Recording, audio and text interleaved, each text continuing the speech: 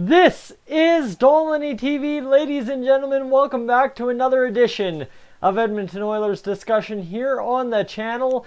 And you know what? We continue to kind of try and make sense of what this Edmonton Oilers roster will look like.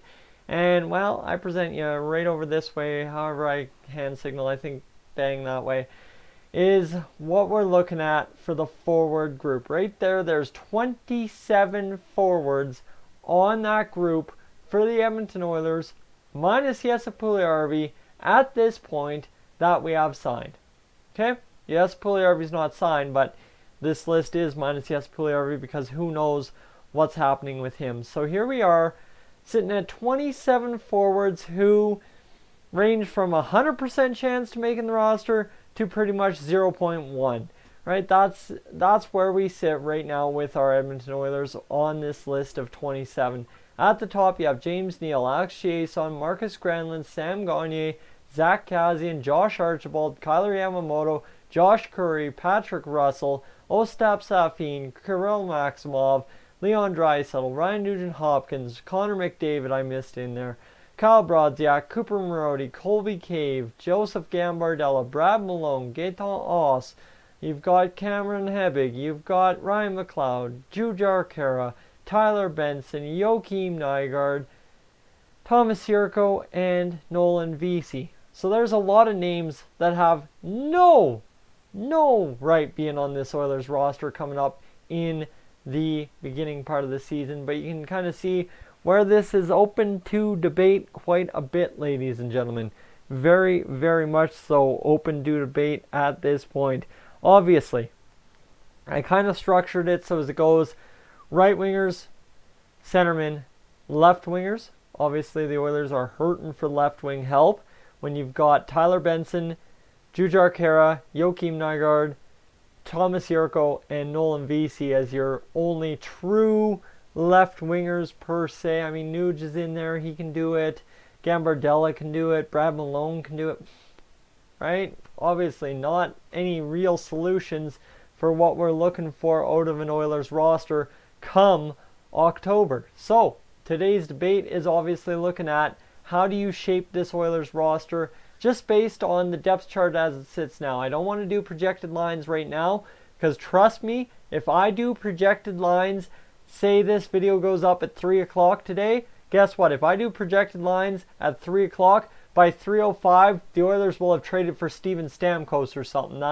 That's just the way my luck runs. I'm not saying that's the way the Oilers operate. I'm saying that's the way my luck runs. So we just need to disregard that for a little bit yet. Maybe once we get into rookie camp and we start seeing how the rookies get going, then I'll start talking about who I see on my 13 forward, 14 forward roster, 7 defensemen, and a goaltender pairing. Obviously, we don't have too much to talk about there, but you get where I'm going. So, today just kind of looking at those guys that have a chance at the bottom 6 and why or why not they make sense for the Edmonton Oilers and what they can do for the Edmonton Oilers at this point. So, you've got Sam Gagner obviously in there, you've got Alex Chiasson in there, you've got Marcus Granlund in there. Possibly, quite possibly, you're throwing Zach Kassian in there. I honestly feel the Oilers are primed to add another top 6 forward, which would force Zach Kassian out of the top 6, or should hopefully, but who knows. But that said, if you don't force Kassian out of the top 6, then you force Chiasson, and that's why he's in there as well. Josh Archibald, obviously in there. Then you've got Kyler Yamamoto, who just won't crack the opening night roster, I don't think. But he will be up at some point. Whatever goes on with the Oilers, Kyler Yamamoto will at one point this year be a part of the recipe, mark my words. Josh Curry, this guy, obviously, here we go guys, this is where it gets debateful, right? You've got Josh Curry, Patrick Russell, 2 guys who made their NHL debuts for the Oilers this year, past year. Well, guess what? They are guys who really deserve a long look, but where on God's green earth do you have room for these guys in the bottom 6? Josh Curry, would he be comfortable being a 13th, 14th forward? Honestly, I'd be more comfortable probably having Patrick Russell in that 13, 14 forward position. Then you've got Ostap Safin and Kirill Maximov, guys, like I said. There's guys on this list who have no business being in the bottom 6 or top 6 or anywhere near the Oilers this year. Those are 2 of them right there. Connor McDavid, Leon Draisaitl, Ryan Nugent-Hopkins, we don't need to worry about that. Guys, you understand the situation there. Kyle Brodziak, this is a guy who by all definitions of the word is fighting for a roster spot come September, come October. Guys, if Kyle Brodziak comes to camp thinking he's got a secure roster spot, I am sorry to inform him as an Oilers fan. In my mind, just from an outside opinion, I don't think you have a roster spot. But you know what, that said, don't think I hold anything against Kyle Brodziak. Kyle Brodziak brings a lot of hometown pride for a guy like me coming from northeastern Alberta in the St. Paul, Bonnyville, Cold Lake region. He's a pride and joy for the Oilers, obviously having played there, and of course for doing things in the NHL throughout his career. So nothing personal against Kyle Brodziak. I just don't see it.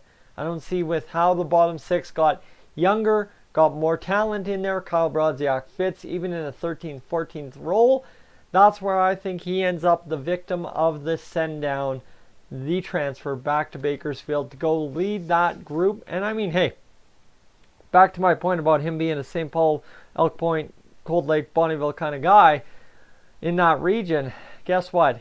If you're from that region and you get sent to Bakersfield to play hockey, I don't think you can really complain because you're in California for the winter. And ladies and gentlemen, we all know as Oilers fans just how brutal our northern Alberta winters are. You'd have to be laughing. The paycheck might not be good, but consider the weather. Whew, you're doing dandy. Just fine, just fine. Now, that is, of course, on the condition that Cooper Marody and Colby Cave, A, are here in Edmonton to start the year, and B, ready to make an impact, because Colby Cave, same thing as Kyle Brodziak, has to come to camp ready to fight for a job, and he's going to have to desperately do it. But Colby Cave, a guy who really was nothing special in his 33 games, but considering it was a waiver wire pickup, and it was really just a stopgap measure and try and solve that issue we're having with Ryan Spooner, I think Colby Cave is primed to do a lot more than just fill a roster spot this year. If he comes to camp after working on everything he should have worked on this offseason, guys, he was a fun player to watch. Don't get me wrong. Colby Cave at times was one of the most fun Oilers to watch for a period of hockey in a game. So let's not kid ourselves that this guy could come out of kind of literally the cracks of nowhere and surprise us into being that fourth line center that we truly need and put up 10, 15, 20 points, right?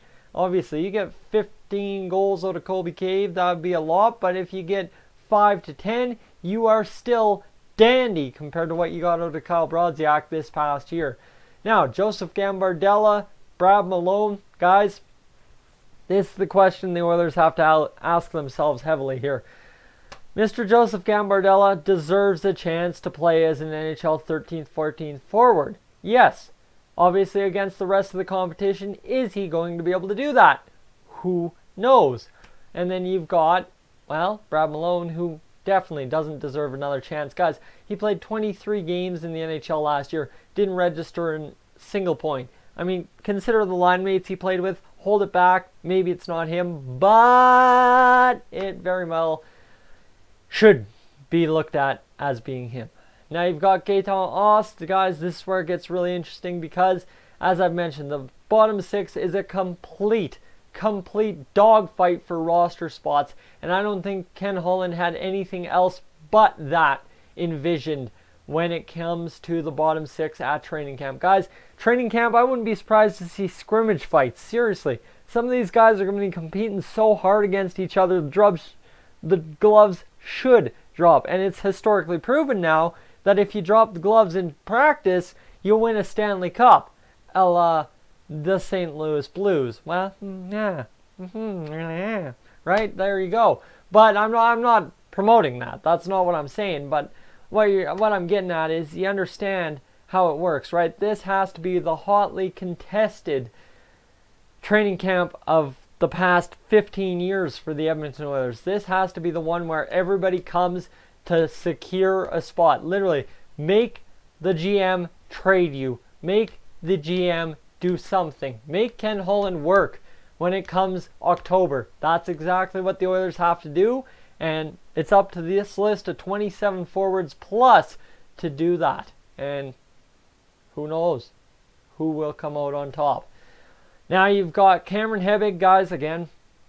We could see him at some point this year if he gets hot in Bakersfield. Bakersfield isn't having a great year, and they want to try somebody in the bottom six. That's who you call up, right? If Kyler Yamamoto's on the shelf, Tyler Benson's on the shelf, he's like a third, fourth tier call up, but you get that he could get a chance at it. He won't start. He will not start the year in the bottom six, so just scratch that name off your projected list at this point. I mean, it's a safe bet.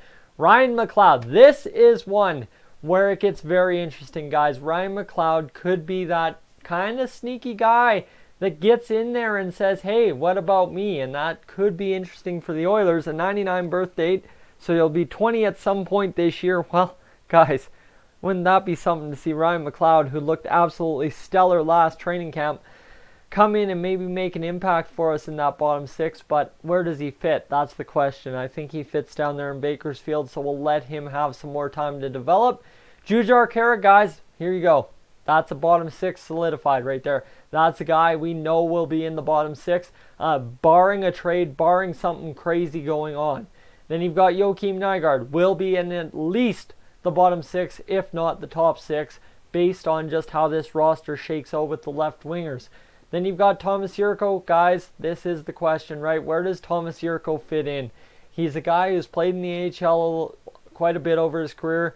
He has to come in and basically earn that playing time, and this is the guy you've got to watch at training camp. This is essentially the Ty Ratty gamble, right? This is, if you're going to say somebody's going to have a camp like Ty Ratty did last year, Thomas Jurko is probably my guy I'd bet on. Honestly, I'd put $10 on the table down on him right now, but I mean, who knows what this roster looks like come camp. So this is just a brief look at kind of how the top six shakes up. We know bottom six, how does it shake up? I've kind of listed everybody in there. It's a tough call, and I mean, I'm going to leave it up to you guys at this point who you would call in that bottom six. Give me your two lines and your 13th and 14th forward. I want to see it right now, right here. Guys, let me know. And of course, there's Nolan Vesey on that lineup, but we don't worry about him too much. Guys, I'm Tyson, this is Stolen TV. As always, I will catch you in the next one.